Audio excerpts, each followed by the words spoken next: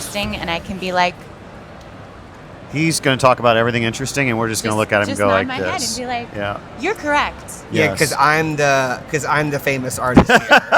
I'm the one who has the art gallery. I'm the one who put all this together. I'm the one that sold out. I'm the one who's not socially awkward. I'm the one who sold out today. Day one, by the way. Day one, we're here at Scope. This is the Mortal Machine booth that you can see behind us. In front of you, you can see myself, Chris True, Gabe Schaefer, the co-host of this podcast. And Gabe, do the honors of introducing this person right over here. This is the one, the only Mab Graves, who's in the house. Yeah, lucky us. Mab, you, I'm not sure if you're used to this or what, but all your stuff is sold out. It's gone. She's used to it. It's gone, Mab. It's gone. People are so happy to see your work over there, and then so sad that it's already gone. It was. Oh, sorry. You good? Question.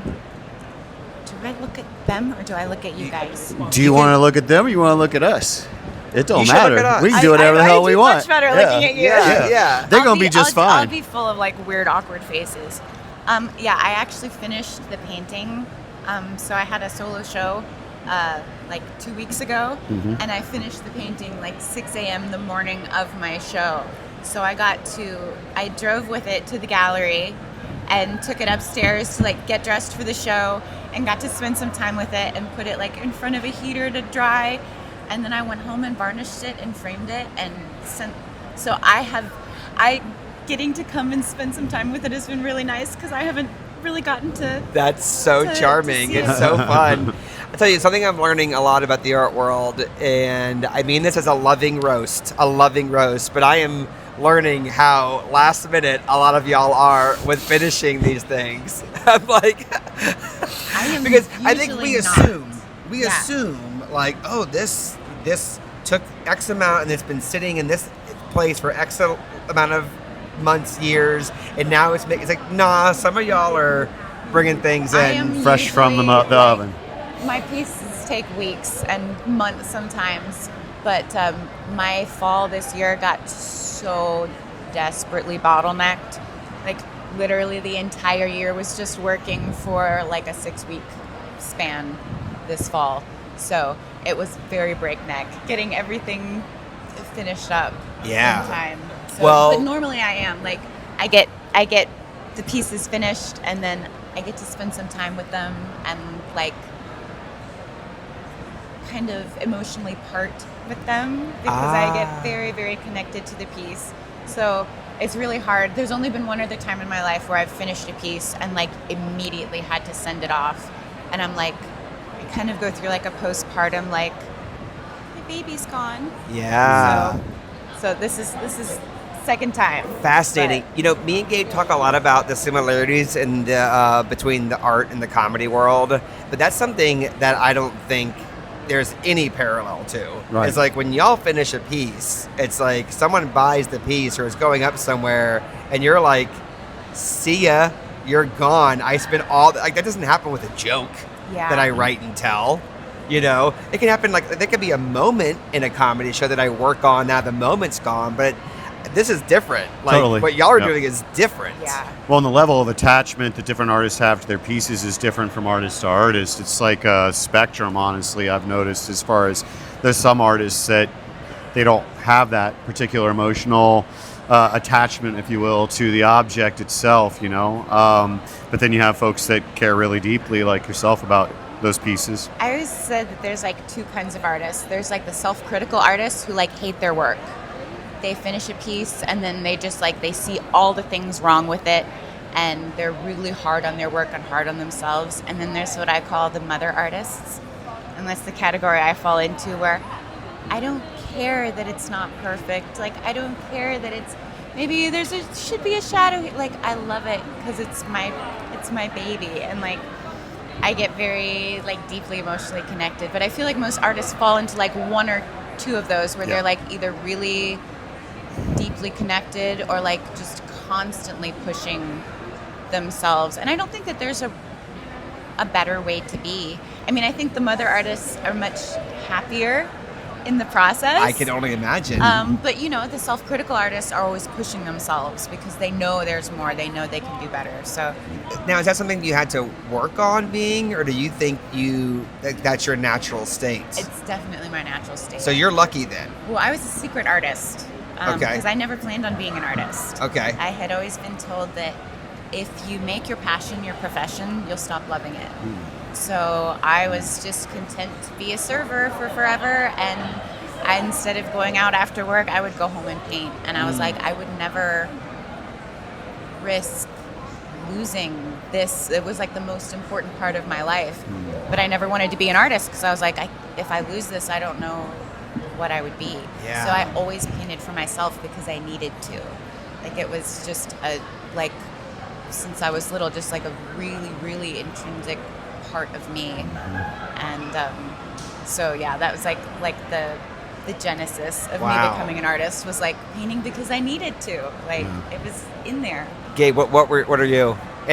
Using Mab's categories here. As an artist, I'm crazy critical, without a doubt. Self-critical. Yeah. For me, the thing that I probably am most attached to is the experience of painting the paintings. So it's like that's the thing that I try as hard as possible when I'm having those few periods of hours, especially nowadays because the amount of time I spent in the studio is way less than obviously before I started curating and doing all these things. So when I'm able to just sit there, I take the greatest pleasure in just honestly even cleaning the brush, just doing all those things. It's like those things feel a lot more meaningful to me now, but every time I look at the painting, I see what's wrong with it. And I want to keep working on improving that. And when I say wrong with it, it's not like there's something bad about it. It's just there's a thing that I see that I want to take a little further or adapt or tweak a little bit or work on, Yeah.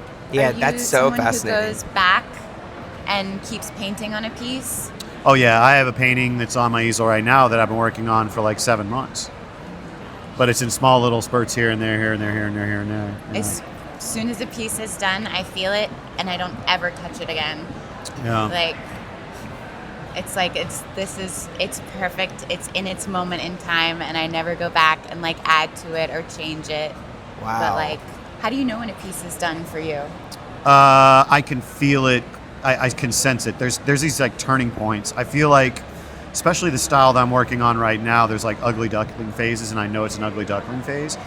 And sometimes I'll be thinking that maybe a particular, especially with this because it's abstracted, the color palettes have to be a lot more specific.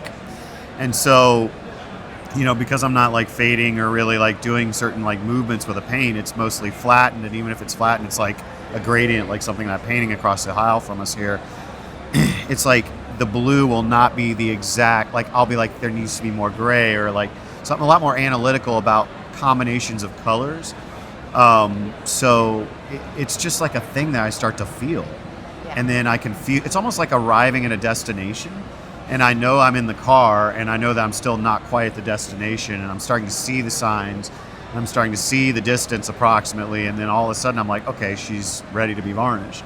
But I've been working with that brand new style for like 2-3 years now. The more illustrative raw stuff I could get away a lot more with, like, because I wanted elements to be rough and elements to be kind of like unfinished-y looking a little bit, but the stuff I'm doing now I want it to be as clean as possible, and so I'm like mad anal about it. Plus I figure if I'm gonna have the time, I might as well indulge myself. Yeah. So to me it's like pure self-indulgence of the experience. And even though I'll like drink or be a little loose sometimes when I'm doing certain times of things with the gallery, the one time I get to really feel like I'm like cutting loose is when I'm at the easel now. So my mom's like, oh, well, don't drink too. I'll be like, I don't know how much I'm drinking. I don't know how much I'm smoking. I don't know how much of anything I'm doing. I just know that I'm loving what I'm doing so much when I'm doing it. And that, as long as I'm able to keep doing that, like I make enough of a living off of this that I don't have to worry about the paintings. But also like when I have the pleasure of working with folks like you and just like really amazing top-notch artists, it's like I see different artists that work in these different categories and I'm like, why would I ever even want to attempt to paint like that when I know the best? So yeah. Well, that's sweet. I always know a piece is done when it doesn't have any more questions left. Ooh. Like, Do because tell. that's my process of painting. Is everything is a question. Is like, how does this leaf turn, and how does the shadow look, and how does the hair fall, and where does the shadow, like, it's just tiny little questions constantly. And I can look back, and when I look around and there's no questions left, I'm like, it's done, and that's when it's finished. Cool. That's a good strategy for like writing as well. Like, are there any more questions in this thing I've written? And the more you paint and the better you get at painting, the more questions you have with Totally. each piece. Because like, you're getting the more better. you learn what questions to ask. Yep. Yeah. You see more. And Yeah. Totally. Okay, well, I've got a couple of quick questions to close it out this episode. Okay, is it normal that I have one artist sell out completely on day one? It is when you're Mab Graves. Okay, shout Yeah. out to you. I've been working with her since 2016 was the first year that I ever had her in a show that I was working.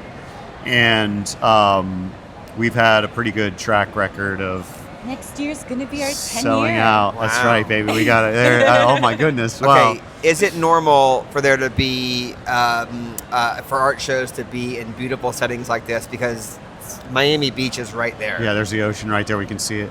No, this is once a year. Okay. Is it normal that that me at my very first fair got approximately 29 compliments on my blouse that I'm wearing right now? You're going to get a lot of compliments on your blouse. What's Okay. shocking is you didn't get 20 compliments on your beard. Oh. Thank you. Hey. Thank you, Mab. Thank you. You said you've never been on a podcast.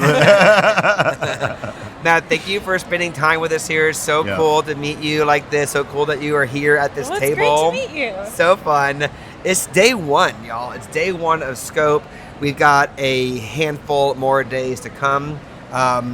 Gabe's feeling good. I'm feeling good so far. We're off to a good start. I mean, we got a long battle ahead of us, but so far so good. Great. And Yeah. I'm having a great time. I'm learning a lot. This Very guy, grateful. rookie of the year possibly, sold a couple little pieces today. I had a This great guy time. likes talking to people. In I had case a y'all great didn't time. know, I you had a might great have time. a great art dealer in the wings here. A little side quest Yeah. art dealer. Yep. Thank you all so much for watching. We're going to be doing more episodes like this throughout the week. If you are just joining us because you grabbed one of these baddies at the table here at Scope, then welcome to the 2 Drink Minimum family. We do podcasts all the time, combining the worlds of comedy and art. And of course, we are all in on the world of art this week because we are This at week. Gabe's WrestleMania, aka Scope. Yeah. Matt, final words before we close out? Thank you. Thank you. Thank you. Thank you. All right, we'll see y'all next time. Thanks for watching. Bye.